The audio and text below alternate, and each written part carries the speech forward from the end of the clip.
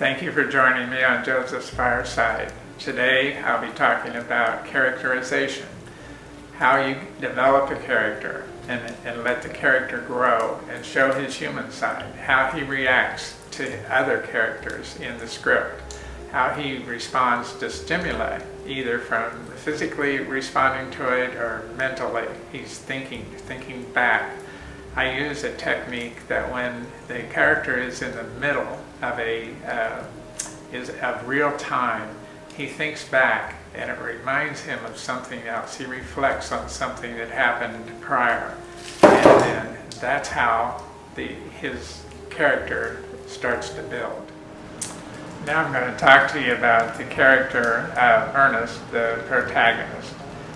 He goes back to England to help his father save his business from the stepmother's attempted takeover. He's got a lot on his plate. He grew up under her from age 12 under serious ridicule, accusations, big lies told about him to his father, which separated he and his father, divided him. Dealing with Catherine as a young boy, he knew he would be vindicated someday, and he thought, this is the time I'm going to let her have it. Well, as it turns out, he had to pick up the twins that were Catherine's two youngest daughters. He had to pick them up and take them to their new apartment, which would be his sister's china shop downtown. And so he was going to use this as an excuse to confront Catherine about it and let her know what she had done and how he turned out fine. He had kids of his own now. So when he got there, the girls were on the front porch with their bags. They were ready to go. And then he walked up on the porch and got ready to give them a hug, and Catherine stepped out on the porch. He couldn't believe how old she looked. She was at a loss for words. He said, "Hello, Catherine, it's been a while." And she just stared at him. He asked the girls, "Are you guys ready to go?" And they said, "We're ready." Well, they turned and looked at their mother to see if she was going to hug them goodbye. There was nothing. So they walked on down the stairs without looking back, and Ernest followed them.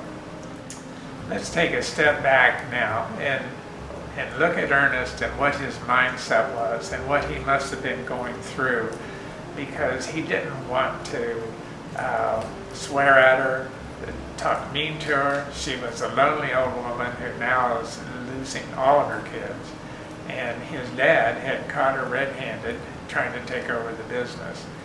What he wanted to do was just move on and not hold any grudges. Now bear in mind, this woman had ridiculed him as a kid, and he used to have the room at the top of the stairs. He was called the master of the house until he was 12 years old, and that's when Catherine and her 5 children came to live with him.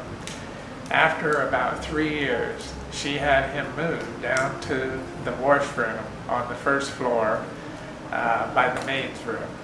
And this was his punishment because she couldn't trust him. And that's what she told his father. And his father agreed with her. She ought to keep him where he could be looked at. And this worked on him all his life. And it actually gave him the drive to want to go back and make things right with his father. All he ever wanted was his father's love. And he felt like she had taken it from him. So when he saw her, and she's got this stiff upper lip that looks like she wants to explode, he couldn't argue with her, he couldn't talk mean to her. He didn't exactly forgive her, but he decided to move on.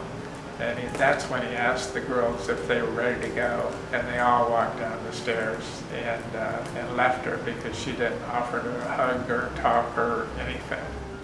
Now we're going to talk about Ernest's life in the United States.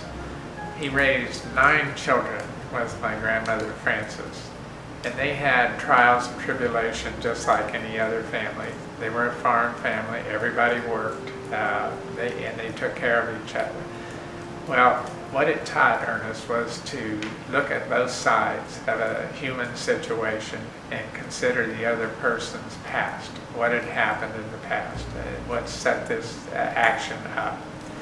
And this is what helped him understand Catherine, because Catherine's husband had committed suicide and left her with 5 children and living in a small apartment.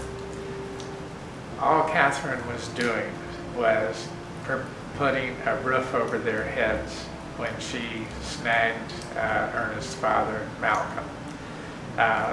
Malcolm was a business acquaintance of her boss, and they told her that Malcolm had money.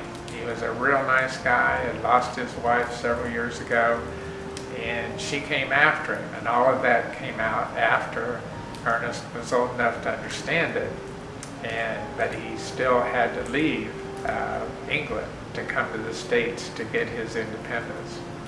So this is what gave him the forgiveness, the understanding of why she did what she did. And now she's just a lonely old woman. There's no benefit in scolding her. She knows what she did. Aside from losing her own kids, she drove a wedge between him and his father. So if you just open the door, she'll leave, and that's the way he was willing to accept it. Ernest's peaceful resolution to this whole scenario helped the family to move on and become one family across 2 continents. I'd like to read you a definition of characterization that I wrote myself, and this is a good point to explain it. Characterization is not just a literary term to pass on in a review. What it represents is the author's ability to give emotion back to the reader in the form of real-life examples, and that's my definition of characterization. Thank you guys for joining me on Joseph's Fireside. Stay tuned and watch for the next video, which will be on personification, and be sure to subscribe. See you guys then.